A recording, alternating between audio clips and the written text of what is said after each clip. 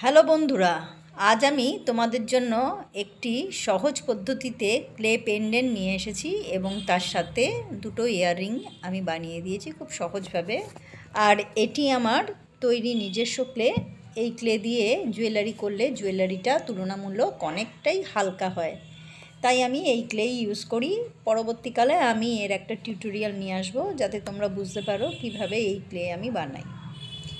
এখানে আমি একটা লকেট করবার জন্য দেখো আমি একটা গোল রাউন্ড করে নিয়েছি, একটু বড়, আর দুটো ছোট ছোট রাউন্ড করে নিয়েছি।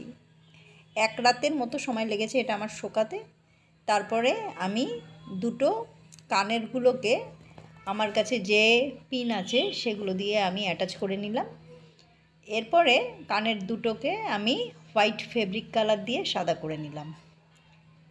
আর এই একই প্রসেস আমি সাদা করার ক্ষেত্রে, ওই লকেটের ক্ষেত্রে আমি সেই সাদা রঙটাই ইউজ করলাম। তারপরে আমি খুব সহজভাবে একটি কৃষ্ণের মুখ আঁকলাম, খুবই সহজভাবে, যে কেউ আঁকতে পারবে এটা। এবং তার পাশে আমি কয়েকটা ফুল, মানে খুব সহজভাবেই আমি পদ্মর একটা বোঝানোর চেষ্টা করলাম, তো সেই ফুল আমি এঁকে দিলাম এইভাবে। তারপর আমি কালারটা করলাম ফেব্রিক কালার দিয়ে, এবং আস্তে আস্তে আমি দেখো কৃষ্ণটাকে কালার করে দিচ্ছি। এবং সামনে আমি রেখেছি একটা বাঁশি হলুদ রঙের, এবং তার সাইডে আমি কতগুলো ছোট ছোট পদ্ম ফুল দেখাবার চেষ্টা করেছি। এইভাবে আমি লকেটটা কালার করেছি।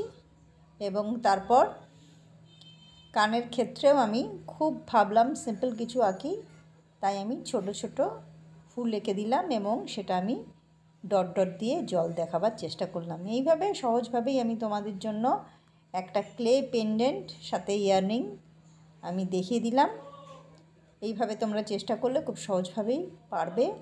আর এখন এগুলো খুবই চলছে, তাই তোমাদের জন্য নিয়ে আসলাম একটি লকেট আর দুটো কানের। যদি ভালো লাগে তাহলে প্লিজ তোমরা আমার সাথে থেকো, আমার চ্যানেলটাকে সাবস্ক্রাইব করো। Thank you.